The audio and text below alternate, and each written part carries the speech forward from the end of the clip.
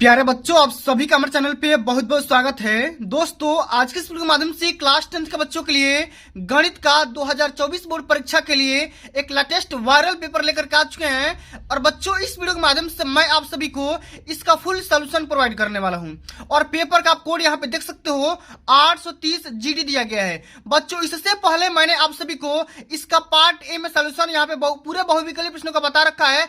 और इस वीडियो के माध्यम से बच्चों मैं आप सभी को इसका पार्ट बी का सलूशन लेकर के आ चुका हूं, जो कि बोर्ड के पेपर में 70 में 70 दिलाने का मैं दावा करता हूं। अगर मैं गारंटी के साथ बोल सकता हूं, अगर आप इस पूरे वीडियो को देख लेते हो तो 70 में 70 पाने से कोई नहीं रोक सकता है। ये मैं गारंटी ले सकता हूं इस बात के लिए, ठीक है।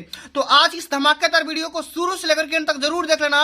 वीडियो को लाइक कर देना, शेयर कर देना, अगर चैनल पर नए हो सब्सक्राइब कर देना। और बच्चों, मैं आप सभी को पूरे विस्तृत आंसर के साथ, सटीक आंसर के साथ, पूरा आसान तरीके से, आसान भाषा में पूरा A to Z सलूशन बताऊंगा। एक भी क्वेश्चन को छोड़ूंगा नहीं। और बोर्ड के पेपर में सीधा सीधा यही पेपर छपने वाला है, इससे बाहर नहीं आएगा। बस आप पेपर के कोड याद रखना, 830 GD जो ये कोड दे रखा है, ठीक है। ये कोड हर जगह वायरल है। और अब की बार प्री बोर्ड पेपर में, अर्धवार्षिक पेपर में और बोर्ड के पेपर में यही पेपर छपने वाला, इससे बाहर नहीं आएगा। तो ये बच्चों, बिना किसी देरी के इस वीडियो को कंटिन्यू करेंगे। और सबसे पहले यहाँ पे क्वेश्चन को हम हल करेंगे कि स्पष्ट करिए कि 3 × 5 × 7 + 7 एक भाज्य संख्या क्यों है। बच्चों, इस क्वेश्चन को आप कैसे हल करेंगे बोर्ड के पेपर में, सबसे पहले यहाँ पे ध्यान से समझो। तो सबसे पहले हम यहाँ पे लिख दे रहे हैं कि हम कौन से कर रहे हैं, खंड ब का सलूशन, जो कि विस्तृत उत्तरीय प्रश्न है। यहाँ पे लिख देंगे खंड ब, ठीक है, खंड ब, ठीक है। और कौन सा है, विस्तृत उत्तरीय प्रश्न है। और उसका हम कर रहे हैं पहला का यहाँ पे क नंबर क्वेश्चन, ठीक है, जो कि बोर्ड के पेपर में कई बार पूछा जा चुका है। आपको स्पष्ट करना है, शो करना है, बताना है, प्रूफ करना है कि 3 × 5 × 7 और प्लस में 7 ये जो संख्या दी गई है, इसको आप भाज्य संख्या क्यों बोलेंगे, ठीक है। जबकि यहाँ पे 7 को जोड़ा गया है, जबकि 7 क्या है, अभाज्य संख्या है, ठीक है। आप सभी को भी पता होगा। तो इसका सोल्यूशन कैसे हल करेंगे, यहाँ पे ध्यान से समझिएगा। अब देखो, 3 × 5 × 7, सबसे पहले इसका सरलीकरण करो तो 3 × 5 = 15 और 15 × 7 क्या हो जाएगा, 105। क्या होगा, 105। अब प्लस में ये हो जाएगा 7। अब इसको आप जोड़ दो तो ये हो जाएगा 112। अब दोस्तों हम करेंगे क्या, 112 का अभाज्य गुणनखंड निकालेंगे। क्या करेंगे, अभाज्य गुणनखंड निकालेंगे, ठीक है। यहाँ पे देखो, 112 का अभाज्य गुणनखंड कैसे निकलता है, आप सभी को भी पता होगा कि 2 से ये 56 बार में कैंसिल आउट हो जाएगा। फिर यहाँ पे ये 2 से 28 बार में कैंसिल आउट हो जाएगा। फिर यहाँ से ये 2 से 14 बार में कैंसिल आउट हो जाएगा। और ये फिर से ये 2 आ जाएगा और यहाँ पे 7 से कैंसिल आउट पूरा का पूरा हो जाएगा। अतः दोस्तों हम ये बोल सकते हैं कि 112 का जो अभाज्य गुणनखंड होगा, 2 × 2 × 2 × 2 × 7। अब यहाँ पे दोस्तों आप यहाँ एक चीज नोटिस कर पा रहे हो कि जहां भी है गुणा के रूप में है, ठीक है। सभी के सभी क्या है, यह इसी को हम क्या बोलते हैं, अभाज्य गुणनखंड। क्या बोलते हैं, अभाज्य गुणनखंड बोलते हैं। और यहाँ पे देखो, जो भी संख्या है अभाज्य गुणनखंड के रूप में टूट जाती है, वो कभी भी क्या हो सकती है, वो भाज्य संख्या हो सकती है, पूरा का पूरा भाज्य संख्या हो जाएगा। इसलिए हम क्या बोलेंगे कि यह जो संख्या है क्या है, एक भाज्य संख्या है। क्या है बच्चा, एक भाज्य संख्या। इस तरीके से आपको सोल्यूशन बोर्ड के पेपर में देना है, ठीक ना। अब चलो अगला क्वेश्चन, जो कि बोर्ड के पेपर में पूछा गया है कि यदि काट थीटा बराबर 7/8 तो 1 + sin θ × 1 - sin θ अपान 1 + cos θ × 1 - cos θ। इसका मान निकालना है। कैसे हल करेंगे, इसको यहाँ पे ध्यान से समझिएगा, ठीक है। एक एक क्वेश्चन का सोल्यूशन देखेंगे, परेशान नहीं होना है, ठीक है। आराम से हल करेंगे, ठीक ना। चलिए, पहला का यहाँ पे हम ख नंबर हल कर रहे हैं, ठीक है। हमारा क्वेश्चन क्या दे रखा है बच्चा, कि काट थीटा, ठीक है। यहाँ पे देखो सोल्यूशन दे रखा है कि काट थीटा = 7/8 आपको दे रखा है, ठीक है। अब चलो करना क्या, आपको मान निकालना है कि 1 प्लस में sin θ, ठीक है, इंटू 1 माइनस में sin θ, ठीक है, अपान में क्या है बच्चा, 1 + cos θ इंटू 1 माइनस में cos θ। तो बच्चों आप सभी को पता होगा कि a + b a - b, जाहिर सी बात है, दिख गया, ठीक है। तो क्या हो जाएगा, a² - b² का, तो 1 माइनस ये हो जाएगा sin² θ बट्टे में 1 माइनस ये हो जाएगा बच्चा cos² θ, ठीक है। क्यों, क्योंकि एक को मान लो a और sin θ को मान लो b, तो a + b a - b, ये क्या हो जाएगा, a² - b², ठीक है। इस प्रकार से अब बच्चों आप सभी को पता होगा कि 1 - sin² θ बराबर क्या होता है, cos² θ होता है। और बटे में ये हो जाएगा sin² θ। क्या हो जाएगा, sin² θ। अब इसी को कास्ट बटे में साइन को क्या लिख सकते हैं, हम इसको लिख सकते हैं, यहाँ पे देखो विधिवत हल करेंगे। यहाँ पे देखो कॉस थीटा बट्टे में ये हो जाएगा साइन थीटा। ठीक है, इसका होल स्क्वायर कर दो। अच्छा, कॉस बटा साइन बराबर क्या होता है? कॉट होता है, तो कॉट थीटा का होल स्क्वायर कर दो। अच्छा, कॉट थीटा का मान यहाँ पे दे रखा था कितना? 7/8, तो 7/8 का होल स्क्वायर कर दो, तो क्या हो जाएगा? 49/64। 49/64 ये आपका राइट आंसर हो जाएगा। इस तरीके से आपको हल करना है, ठीक ना। अब चलो अगला क्वेश्चन, यहाँ पे देखो बोला जा रहा है कि दो घनों जिनमें से प्रत्येक का आयतन 64 घन सेंटीमीटर है के संलग्न फलकों को मिलाकर के एक ठोस घन बनाया जाता है। ठीक है, घना बनाया जाता है। इसमें प्राप्त घनाभ का पृष्ठीय क्षेत्रफल ज्ञात करना है। कैसे हल करेंगे? 2 नंबर का बोर्ड के पेपर में पूछा जाता है, तो कैसे हल करेंगे यहाँ पे ध्यान से समझो। ठीक है, पूरा पूरा हल करेंगे भाई, एक भी क्वेश्चन को छोड़ेंगे नहीं। ठीक है, यहाँ पे देखो पहला का ग है। ठीक है, अच्छा यहाँ पे घन का आयतन दे रखा है भैया, कितना दे रखा है? आयतन दे रखा है 64 घन सेंटीमीटर। तो भैया सबसे पहले इसका भुजा निकाल लो। क्या होता है भुजा? रूट में आयतन भी होता है। ठीक है, तो 64 का क्यूब रूट निकाल लो। ठीक है, 64 का क्यूब रूट निकाल लो, तो क्या हो जाएगा? 4 सेंटीमीटर निकल करके आ जाएगा। बहुत ही सिंपल सा क्वेश्चन है, आप आसानी से कर सकते हो। ये तो हो गया क्या बच्चा? यहाँ पे भुजा हो गया, ठीक ना, इतना चीज। अब बच्चों आपको करना क्या है? इसी को मिला करके एक दूसरा घन सटा दिया गया, इसमें संलग्न कर दिया गया है। तो जैसे मान लो यहाँ पे एक छोटा सा घन है। ठीक है, छोटा सा यह एक क्या है? घन है। ठीक है, छोटा सा घन है। इसी में से एक अलग घन यहाँ पे बनाया गया है। ठीक है, इसी में से क्या किया गया है? एक अलग घन यहाँ पे लगा करके बनाया गया है। ठीक है, इस तरीके से देखो पूरा मैंने बता दिया। अच्छा, इसका जो लंबाई होगा, इसका लंबाई बदल जाएगा ना बाबू। ये देखो ये 4 था, तो ये भी 4 हो जाएगा, तो कुल मिलाकर के लंबाई हो गया 8। ठीक है, ये इसका हाइट हो गया 4, और ये चौड़ाई जो हो गया ये भी 4 हो गया। ठीक है, तो यहाँ पे लिख देंगे। ठीक है, इसका क्षेत्रफल निकालने के लिए क्या करेंगे? सबसे पहले एल का मान लिख दो। एल का मान 8 सेंटीमीटर, बी का मान 4 सेंटीमीटर, और एच का मान क्या हो जाएगा? ये भी 4 सेंटीमीटर हो जाएगा। करना क्या है आपको? पृष्ठीय क्षेत्रफल निकालना है। ठीक है, तो पृष्ठीय क्षेत्रफल बाबू कैसे निकालेंगे? क्या होता है फार्मूला? 2 कोष्ट में होता है एल बी प्लस में बी एच प्लस में एल एच होता है। ठीक है, अच्छा इसको कैसे हल करेंगे? यहाँ पे देखो 2 एल बी, एल मतलब 8 गुणे 4 और 4 32, बी इंटू एच माने 4 4 16, एल इंटू एच माने ये क्या हो जाएगा? L into H. ठीक है, ये देखो L B plus B H plus L H. ठीक है, ठीक है, तो ये क्या हो जाएगा? एल एच माने ये भी क्या हो जाएगा? 32। ठीक है, तो इसका आप गुणा कर लो, तो 32 गुना 64 और 64 और ये 80, 64 16 80 हो जाएगा। तो 80 गुणे 2 तो क्या हो जाएगा? 160 वर्ग सेंटीमीटर। 160 वर्ग सेंटीमीटर ये क्या हो जाएगा? आंसर हो जाएगा। ठीक है, अब चलो अगला क्वेश्चन, जो कि ये भी 2 नंबर का है। बहुत ही सिंपल सा क्वेश्चन है। यहाँ पे देखो अगला क्वेश्चन कि निम्न आंकड़ों का माध्य ज्ञात करिए। ठीक है, वर्ग अंतराल और बारंबारता दोनों चीजें यहाँ पे दिया गया है, और आपको माध्य ज्ञात करना है। माध्य मतलब समांतर माध्य ज्ञात करना है। ठीक है, अब इसको आप कैसे हल करेंगे? ठीक है, यहाँ पे समझो, घ नंबर क्वेश्चन है भाई। सबसे पहले बच्चों यहाँ पे देखो, थोड़ा सा ये देख लो, यहाँ पे ये चीज प्रश्न संख्या पहला का घ है। यहाँ पे देखो वर्ग अंतराल इतना दे रखा है। ठीक है, बारंबारता भी इतना दे रखा है। यहाँ पे देखो इसी प्रकार का क्वेश्चन है। वर्ग अंतराल इसी को मैंने थोड़ा सजा करके लिख दिया है। ठीक है, बारंबारता भी यहाँ पे दे रखा है। तो वर्ग अंतराल ये रहा 10 20 20 30 30 40 40 50 50 60 60 70। ठीक है, और यहाँ पे बारंबारता फाई का मान भी दे रखा है 2 7 12 15 8 6। ठीक है, यहाँ पे देखो 2 7 12 15 8 6 इस प्रकार से दे रखा है। करना क्या? आपको माध्य ज्ञात करना है। तो माध्य ज्ञात करने का फार्मूला क्या होता है? सबसे पहले यहाँ पे देखो आपको 2 चीज चाहिए। देखो, ठीक है, माध्य ज्ञात करने के लिए आपके पास 2 चीज चाहिए। देखो यहाँ पे मैं लिख भी दे रहा हूं, समांतर माध्य। समांतर माध्य का फार्मूला होता है बच्चा summation F I into X I upon में समेशन ऑफ एफ आई। ठीक है, इतना चीज आपको पता होनी चाहिए। तो आपको देखो एफ आई एक्स आई दोनों चीज पता होनी चाहिए, लेकिन आपको कैसे पता करेंगे? यहाँ पे देखो इसी के लिए ये तालिका बनाया गया है।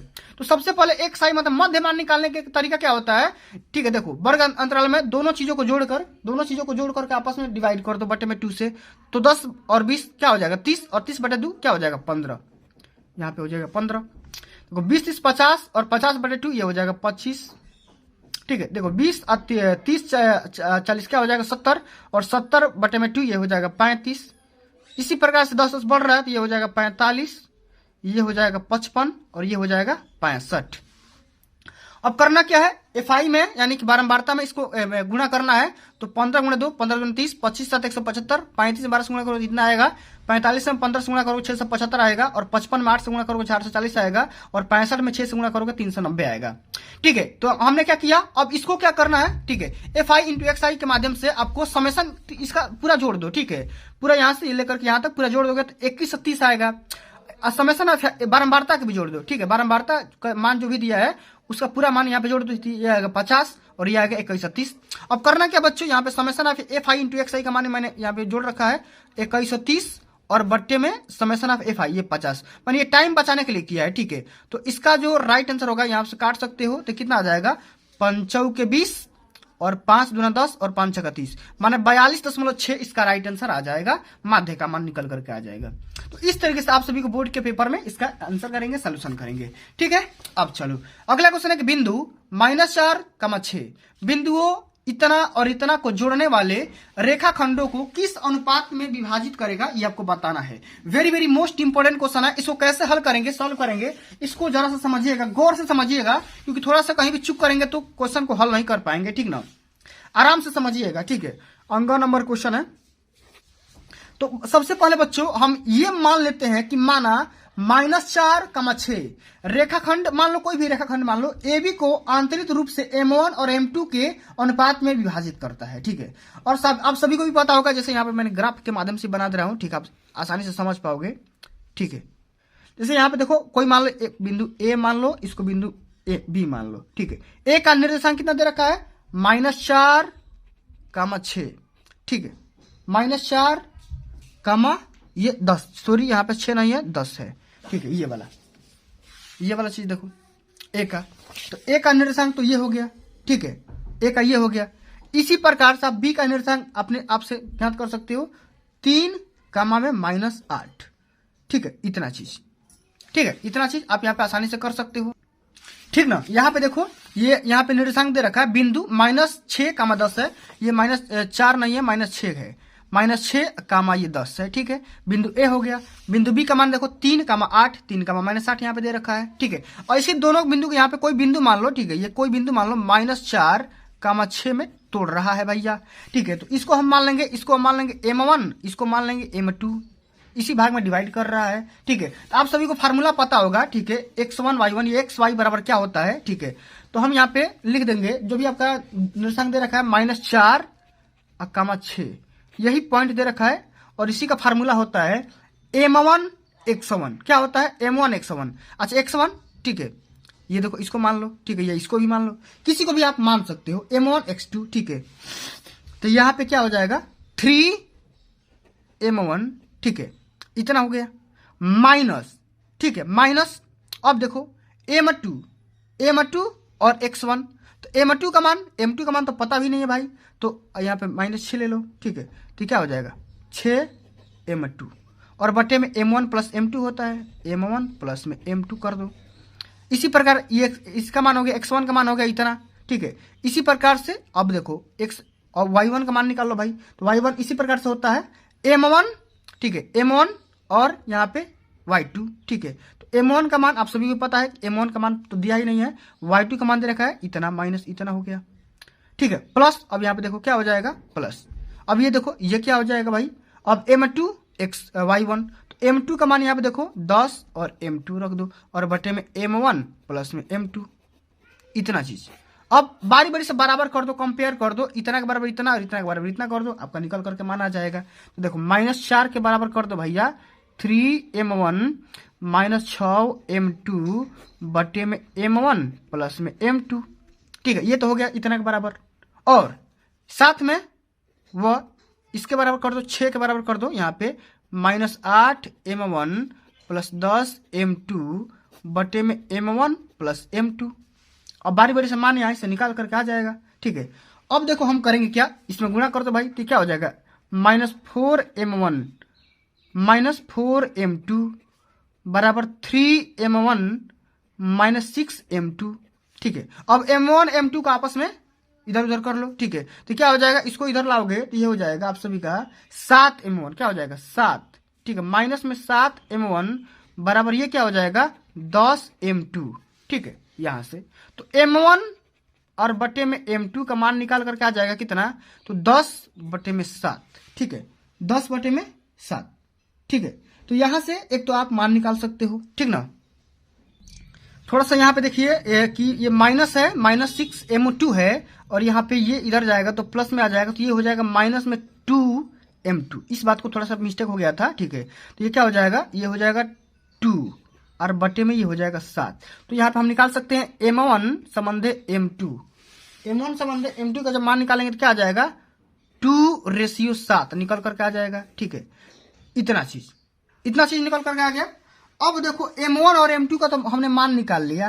अब दोस्तों हम करेंगे क्या, इसी प्रकार से आपको इसी प्रकार से, ठीक है, इसी प्रकार से आप बिंदु का मान निकाल लेंगे। कैसे निकालेंगे यहाँ पे ध्यान दीजिए। अब हम फिर इसी प्रकार से यहाँ पे देखो, ठीक है। अब हम करेंगे क्या कि अब इसको हम लेंगे, ठीक है, इसको लीजिए। अब m1 m2 में इसको डिवाइड कर दीजिए, रख दीजिए, ठीक है। यहाँ पे देखो क्या हो जाएगा, ये हो जाएगा -8m1 प्लस में 10m2 बटे में m1 प्लस m2, ठीक है। इसी को आप करना क्या है आपको, ठीक है, सब में करना क्या आपको m2 से डिवाइड कर दो, ठीक है, सब में m2 से डिवाइड कर दो। तो ये क्या हो जाएगा, ये हो जाएगा -8, ठीक है, m1 और बटे में m2 प्लस ये 10 हो जाएगा, कैंसिल आउट हो जाएगा भाई, m2 से m2 बटे में ये क्या हो जाएगा m1 और बटे में m2, आप प्लस में यहाँ पे 1 हो जाएगा क्योंकि m2 से m2 कैंसिल आउट हो जाएगा, ठीक है। अब इसका सबसे पहले मान निकाल लो भाई।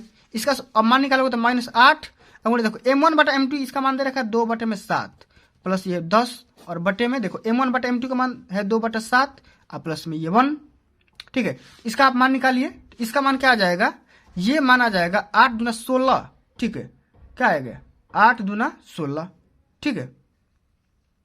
यहां से मान निकाल लीजिए तो ये आ गया 8 दूना 16, तो -16 बटे में 7 प्लस 10 और बटे में ये क्या हो जाएगा 2 + 7 यानी कि 9/7, ठीक है। इतना चीज। अब देखो करेंगे क्या बच्चों, यही जो आपका होगा 6 के बराबर हो जाएगा, ठीक है। क्या होगा 6 के बराबर हो जाएगा। अतः हम ये बोल सकते हैं, ठीक है, अतः हम ये बोल सकते हैं कि जो भी आपका अनुपात होगा यही तक रहेगा, 2/7 के अनुपात में रहेगा, ठीक ना। इतना चीज आप यहां से भी छोड़ सकते हो, कोई दिक्कत की बात नहीं। m1 m2 का मान निकाल करके आपको अदर चीजें ये मैंने सिद्ध करके दिखा दिया, ठीक है। अब चलिए दोस्तों अगला जो हमारा क्वेश्चन है इसी प्रकार का है, ठीक है। ये वाला क्वेश्चन देखो, x और y में ऐसा संबंध ज्ञात कीजिए कि बिंदु x y बिंदुओं 3,6 और -3,4 से समदूरस्थ हो। अच्छा, समदूरस्थ होने का मतलब क्या होता है, समान दूरी पर हो। अच्छा, इस क्वेश्चन को आप कैसे सॉल्व करेंगे यहाँ पे देखिए, ठीक है। ये कौन नंबर क्वेश्चन है, 6 नंबर क्वेश्चन है, ठीक है, 6 नंबर क्वेश्चन है। तो समदूरस्थ होने का मतलब क्या होता है, समान दूरी पे है, ठीक है। कोई मान लो बिंदु है x y, ठीक है, इसका कोई मान लो बिंदु मान लो a मान लो, ठीक है।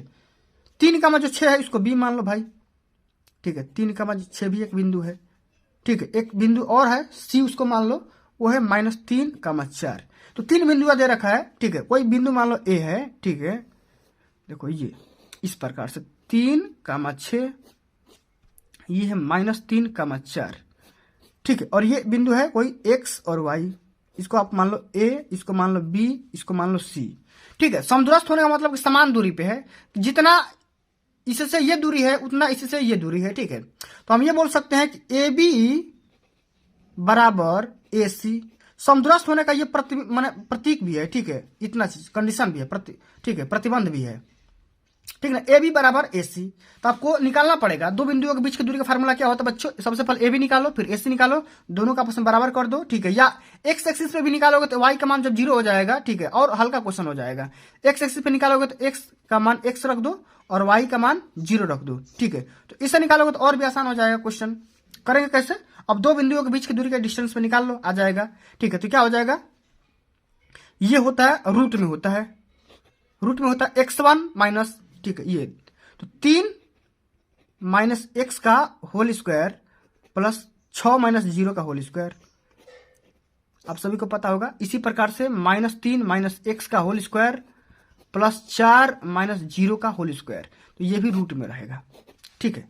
अच्छा, अब दोनों पक्ष का स्क्वायर रूट कर देंगे तो ये हो जाएगा 3 - x का होल स्क्वायर प्लस में 6 का होल स्क्वायर बराबर -3 माइनस एक्स का होल स्क्वायर प्लस में ये 4 का होल स्क्वायर।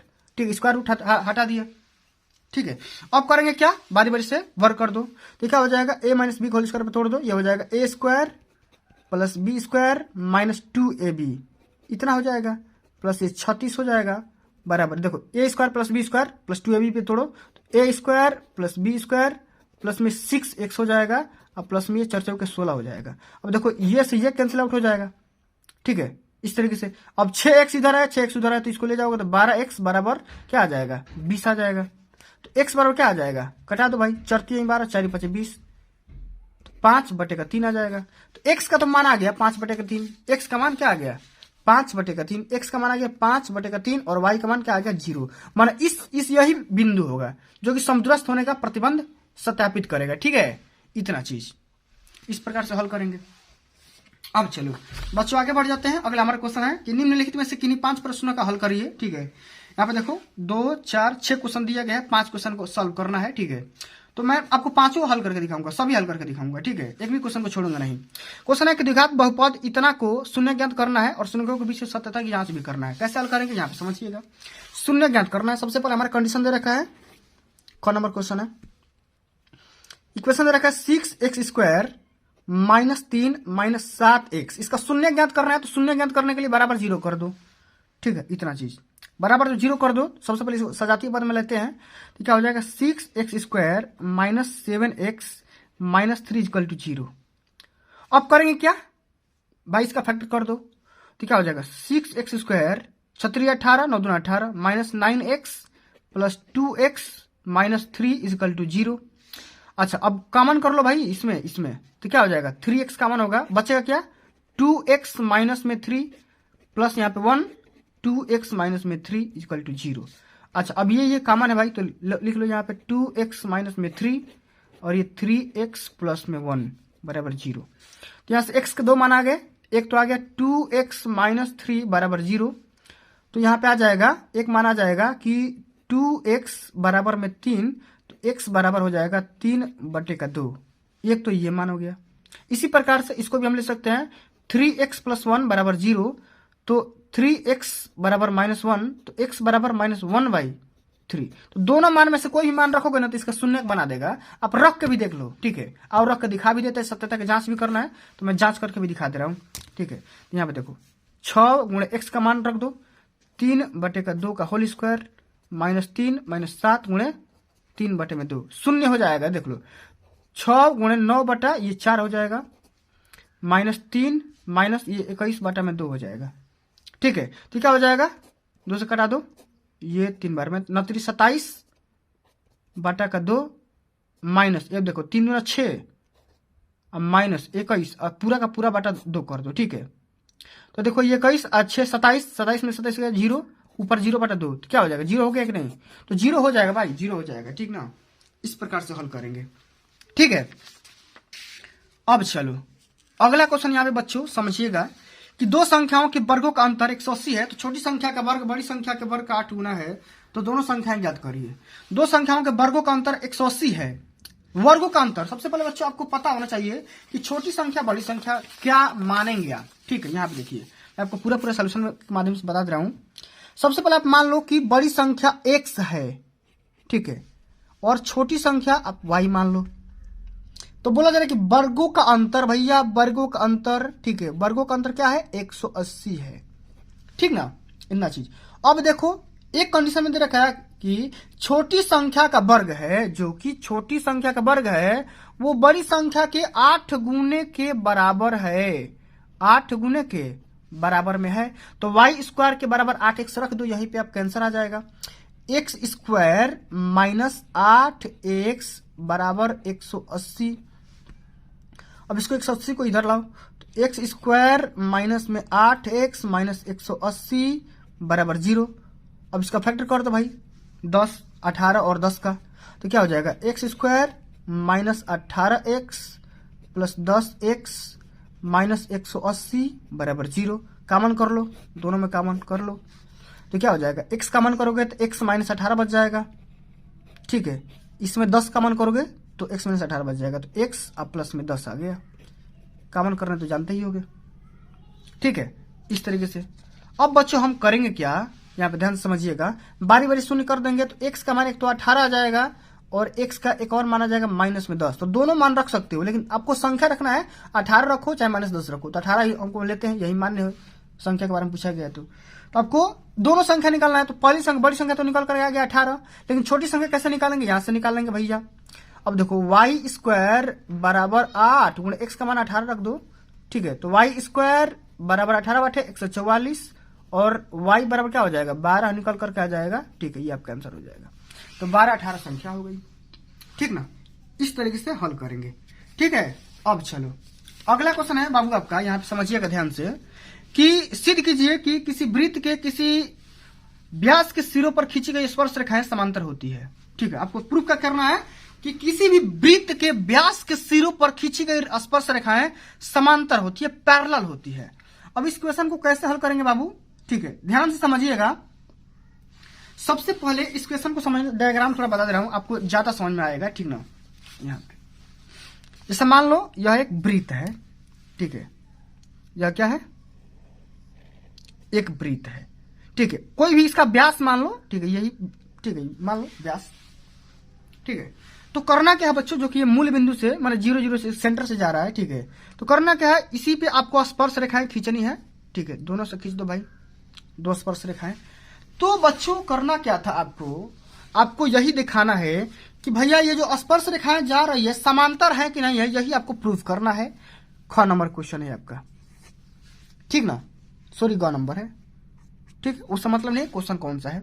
तो बच्चों सबसे पहले इसको मान लो P, इसको मान लो Q, ठीक है। ये रेखा मान लो, ये AB मान लो, ठीक है। इसको आप CD मान लो, ठीक है। ये O मान लिए। तो बच्चों अगर हम मान ले रहे हैं कि माना AB और CD स्पर्श रेखाएं हैं जो कि वृत्त के किसी भी पॉइंट P और Q पे काट रही है, स्पर्श कर रही है, ठीक है, टेंजेंट हो रही है, ठीक है, स्पर्श कर रही है।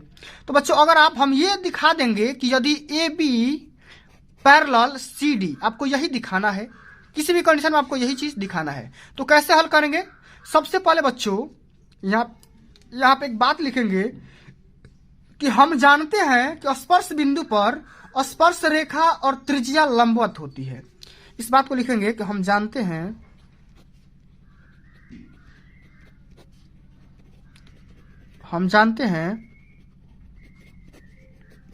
कि स्पर्श रेखा पर या स्पर्श बिंदु पर स्पर्श रेखा, ठीक है, और स्पर्श रेखा और त्रिज्या लंबवत होती है, ठीक है। इस तरीके से लिख देंगे। अच्छा, लंबवत होती है, इसका मतलब करने का कंडीशन ये है बच्चा कि इसलिए कोण जो होगा A, P और Q, देखो कोण A, P और Q ये आपस में क्या करेगा बच्चा 90 डिग्री एंगल बनाएगा, क्या हो जाएगा 90 डिग्री। इसी प्रकार से बच्चा इसको इक्वेशन फर्स्ट मान लो, ठीक है। इसी प्रकार से एंगल, ठीक है, P, Q और D ये भी आपका 90 डिग्री होगा। देखो P, Q और D, P, Q और D ये भी आपका क्या करेगा 90 डिग्री बनाएगा, ठीक ना। तो बच्चों इस कंडीशन से हमको क्या पता चल रहा है कि समीकरण जो आपका 1 होगा और 2 होगा, ठीक है। इसका हम प्रयोग से हम ये देख रहे हैं कि जो आपका P एंगल है वो Q एंगल का क्या है, बराबर है भैया। जो आपका एंगल P है वही आपका एंगल Q है, दोनों आपस में क्या है, कोण P बराबर कोण Q आपस में क्या है भैया, बराबर है। इसलिए हम ये बोल सकते हैं कि जो आपका जो भुजाएं हैं, ठीक है, AB और CD आपस में क्या हो जाएंगे, पैरेलल हो जाएंगे, ठीक है। इस तरीके से आपको सॉल्व करना है बोर्ड के पेपर में, ठीक ना। अब चलो अगला क्वेश्चन जो कि इससे भी खतरनाक क्वेश्चन है, यहाँ पे समझिएगा, ठीक है। ये वाला क्वेश्चन वो भी वृत्त का ही है। सिद्ध कीजिए कि किसी बाह्य बिंदु से किसी वृत्त पर खींची गई स्पर्श रेखाओं के बीच का जो कोण है स्पर्श बिंदु को मिलाने वाले रेखाखंड द्वारा केंद्र पर अंतरित कोण संपूरक होता है। अच्छा, संपूरक होने का सेंस क्या होता है बच्चा, संपूरक होने का सेंस होता है कि 180 डिग्री का होता है। ठीक है, संपूरक कोण आपको दिखाना है कि 180 डिग्री का होता है। इस क्वेश्चन को कैसे हल करेंगे, थोड़ा सा दिमाग लगाएंगे तो हो जाएगा, थोड़ा सा दिमाग लगाएंगे ना बाबू तो हो जाएगा। ठीक है, तो यहाँ पे सबसे पहले यहाँ पे ध्यान से समझिएगा, कौन सा क्वेश्चन है आपका, घ नंबर क्वेश्चन है। ठीक है, तो सबसे पहले एक वृत्त पर, ठीक है, एक बाह्य बिंदु जो कि P से PA तथा PB दो स्पर्श रेखाएं खींचिए। ठीक है, मान लो खींच दो भाई, कोई भी एक वृत्त ले लो, सर्किल ले लो। ठीक है, कोई भी एक सर्किल हमने ले लिया, इसके बाह्य बिंदु P से कोई भी इसका बाह्य बिंदु P ले लो। ठीक है, इसके PA और PB, ठीक है, दो स्पर्श रेखा खींच दो भाई, कोई बिंदु P ले लो। ठीक है, यहीं से ले लो। ठीक है, तो क्या हो जाएगा, ये PA हो गया, ये PB हो गया, इस प्रकार से। ठीक है, या यहाँ पे कोई बिंदु P ले लो। ठीक है, और यहां से लेकर के यहां तक इस प्रकार से PA और PB, PA, इसको PA मान लो, इसको PB मान लो, इस प्रकार से दो स्पर्श रेखाएं खींच सकते हैं। ठीक ना। अब बच्चों आपको सिद्ध क्या करना है कि जो आपका कोण PB, ठीक है, APB, ठीक है, आपको क्या करना है, एंगल देखो A P और B, ठीक, प्लस में को एंगल, ठीक है, A, ठीक है,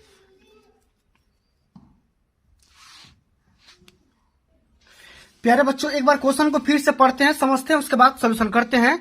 कि सिद्ध कीजिए कि किसी बाह्य बिंदु से किसी वृत्त पर खींची गई और स्पर्श रेखाओं के बीच का कोण स्पर्श बिंदुओं को मिलाने वाले रेखाखंड द्वारा केंद्र पर आंतरिक कोण संपूरक होता है। तो सबसे पहले यहाँ पे थोड़ा सा एक फिगर बना दे रहा हूं, ठीक है, तब जाकर के ज्यादा समझ में आएगा। ठीक है, जैसे मान लो यहाँ पे कोई एक सर्किल है, एक कोई भी एक वृत्त है, इसका सेंटर मान लो O है। ठीक है, अब बच्चों कह क्या रहा है कि कोई भी एक बाह्य बिंदु है P, जो कि P से वृत्त पर स्पर्श रेखाएं खींची जा रही है। ठीक है, दो स्पर्श रेखाएं खींच सकते हो, इस प्रकार से खींची गई है। ठीक है, इसको आप A मान लो, इसको आप B मान लो, इसका कोई एंगल थीटा मान लो। ठीक है, अब करना क्या है बच्चों, आपको थोड़ा सा ध्यान से समझिएगा, फिगर जब समझ जाएंगे तो आपका आंसर आ जाएगा। ठीक है, प्रूफ कर जाओगे। आपको ये सिद्ध करना होगा कि जो आपका कोण APB, और साथ में इसको रचना के हिसाब से मिला सकते हो, एंगल AO को A और B के साथ मिला सकते हो। ठीक है, रचना के अकॉर्डिंग। तो आपको यही प्रूफ करना है कि जो आपका कोण O होगा और कोण P होगा, इस दोनों का जो योगफल होगा वो 180 डिग्री के बराबर होगा। कोण O प्लस में कोण P बराबर 180 डिग्री, यही आपको सिद्ध करना है। तो ये देखो, कोण APB प्लस में कोण AOB, यही आपको क्या करना था, 180 डिग्री आपको संपूर्ण कोण प्रूफ करना है। ठीक है, यही क्वेश्चन बोल रहा है। तो कैसे हल करेंगे थोड़ा सा समझिएगा ध्यान से। ठीक है, अब करेंगे क्या यहाँ पे, अब देखो जो कि PA है, यहाँ पे देखो PA है, इसका स्पर्शी है और त्रिज्या भी है। ठीक है, यहाँ देखो PA क्या है, इसका स्पर्शी है। ठीक है, अब देखो बच्चों करेंगे क्या, यहाँ पे ध्यान से समझिएगा, इसलिए हमारा क्या हो जाएगा, ठीक है, OA जो होगा, ठीक है, वो क्या हो जाएगा, PA पर क्या हो जाएगा बच्चा, यहाँ पे लंब हो जाएगा, PA पर क्या हो जाएगा, लंब हो जाएगा। अब हम एक बात ये बोल सकते हैं कि जो आपका एंगल, ठीक है, PAO, ठीक है, देखो यहाँ पे देखो PAO, ये क्या हो जाएगा बच्चा, यहाँ पे क्या हो जाएगा, ये आपका हो जाएगा 90 डिग्री। क्या हो जाएगा, 90 डिग्री। इसको आप इक्वेशन फर्स्ट मान लो। इसी प्रकार से बच्चा यहाँ पे आपका एंगल PBO, ये भी आपका क्या हो जाएगा, 90 डिग्री। अब देखो इसको और इसको आपस में क्या कर दो, जोड़ दो भाई। अब जोड़ेंगे चतुर्भुज के माध्यम से, आओ जोड़ देते हैं। ठीक है, करेंगे क्या, चतुर्भुज एक ले लो। ठीक है, इस हिसाब से जोड़ेंगे तो ये क्या हो जाएगा, 90 डिग्री और 90 डिग्री क्या हो जाएगा, दोनों मिलाकर के 180 डिग्री आ जाएगा। ठीक है, ठीक, इसी को हमको क्या करना था, प्रूव करना था। ठीक ना, इस प्रकार से आपका ये राइट आंसर हो गया। ठीक है, इसका सोल्यूशन मैं बाद में बहुत बेहतरीन तरीके से एक बार और बता दूंगा, उसके लिए परेशान मत होना। ठीक है, अब चलो अगला हमारा जो क्वेश्चन है यहाँ पे समझ सकते हैं। एक थैले में 3 लाल और 5 काली गेंदें हैं। इस थैले में से एक गेंद यादृच्छिक निकाली जाती है, इसकी प्रायिकता क्या है, गेंद यदि लाल हो तो क्या होगा, लाल नहीं है तो क्या होगा। ठीक है, तो इस क्वेश्चन को कैसे हल करेंगे ध्यान से समझिएगा, बहुत ही सिंपल सा क्वेश्चन है, इसको ध्यान समझिएगा, आराम से हो जाएगा। ठीक है, यहाँ पे समझो कौन सा कर रहे हैं, हम कर रहे हैं अंग नंबर क्वेश्चन। ठीक है, अब देखो बच्चों यहाँ पे सबसे पहले कि थैले में लाल गेंद की संख्या कितनी है, लाल गेंद की संख्या है 3। ठीक है, यही अगर हम बात करेंगे बच्चों कि थैले में काली गेंदों की संख्या कितनी है, तो काली गेंदों की संख्या है 5। ठीक है, कुल मिलाकर के कुल गेंदों की संख्या कितनी है बच्चा?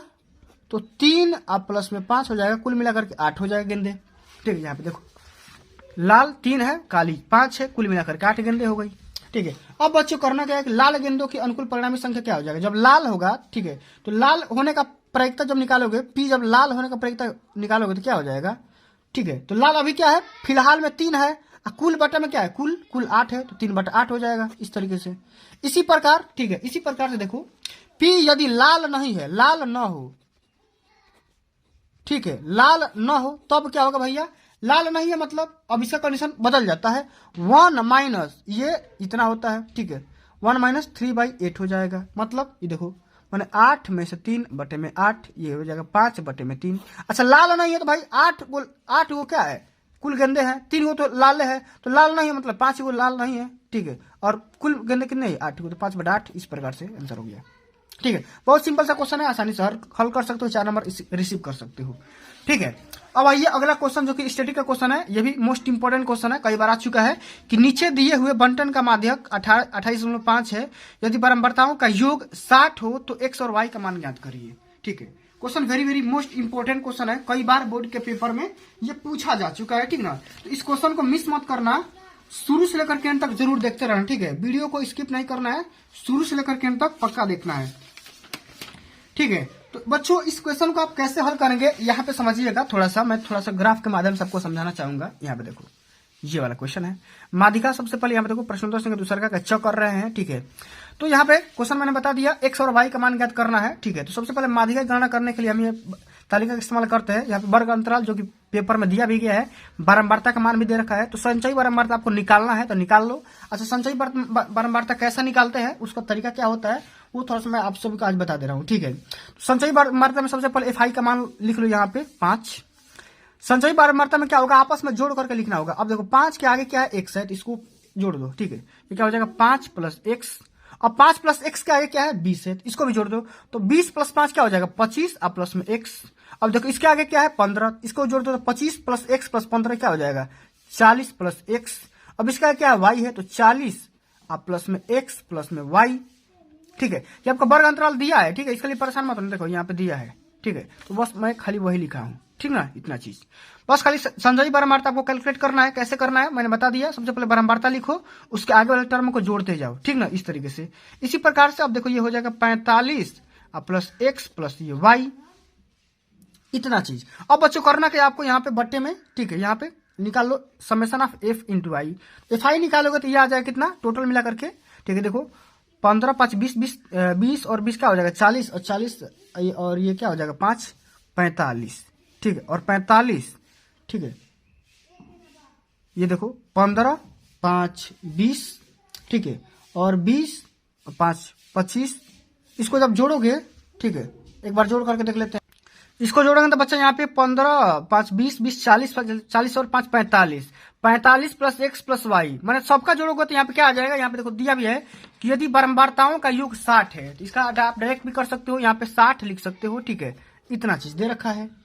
ठीक ना, अब बच्चों करना क्या आपको कि माध्यिका आपको दे रखा है। ठीक है, माध्यिका दे रखा है, यहाँ पे माध्यिका दे रखा है बाबू आपका कितना 28.5। ठीक है, माध्यिका का मान दे रखा है। अब देखो ये जो माध्यिका है, आप सबसे पहले इसमें देखो ग्राफ में, ये जो माध्यिका है किस किस अंतराल के बीच में बिलोंग कर रही है, या उसी में होगा। तो जो माध्यिका होगा 20 से लेकर के 30 के बीच में होगा। ठीक है, 28 का मान कहां पे होगा 20 से लेकर के 30 के बीच में होगा। तो जब बच्चों यहाँ पे जब माध्यिका का मान जिस अंतराल में रहता है, ठीक है, उस अंतराल से डायरेक्ट एक का स्थान पीछे चले जाओ, और ये रखेंगे हम संचयी बारंबारता 5 + x का मान।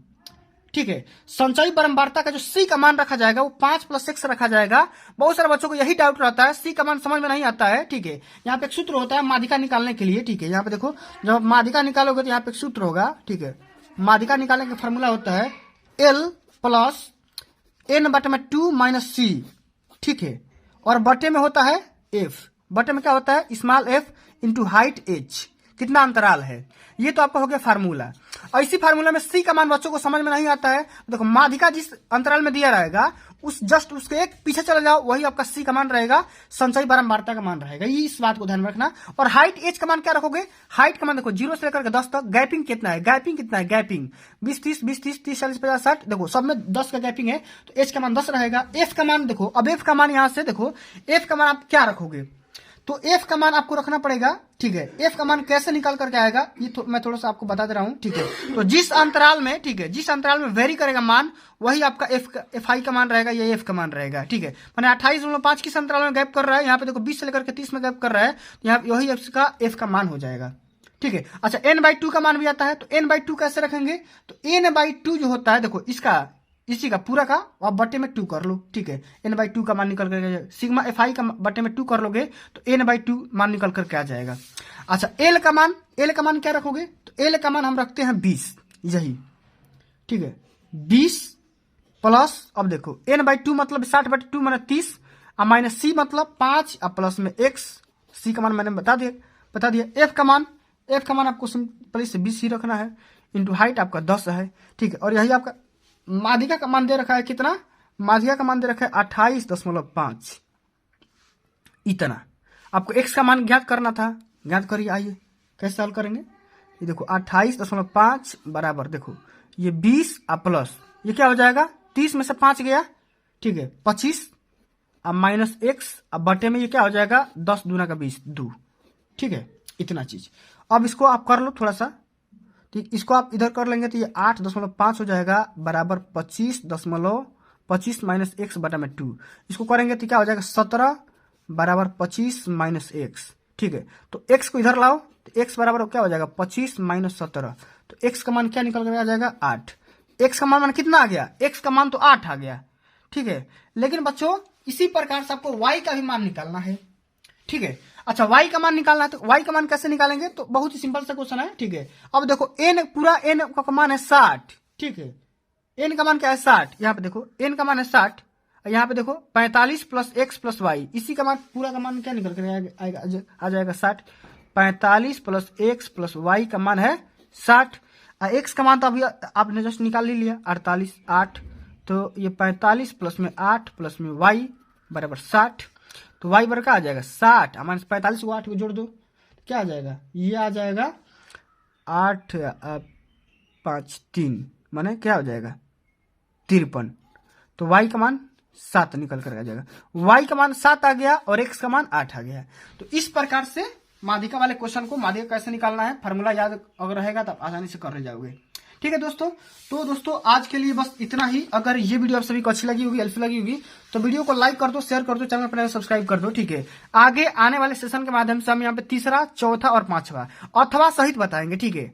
इसका ये दिया है ना, तो ये भी बताऊंगा और अथवा वाला भी बताऊंगा, ठीक है। वीडियो थोड़ी सी ज्यादा लंबी हो गई है, इसलिए मैं आगे सेशन के माध्यम से पार्ट 3 में उसका सॉल्यूशन अपलोड कर दूंगा, उसके लिए परेशान मत होना। तो दोस्तों आज के लिए बस इतना ही, जल्दी मिलते हैं अगली वीडियो में, तब तक के लिए जय हिंद, जय भारत, वंदे मातरम।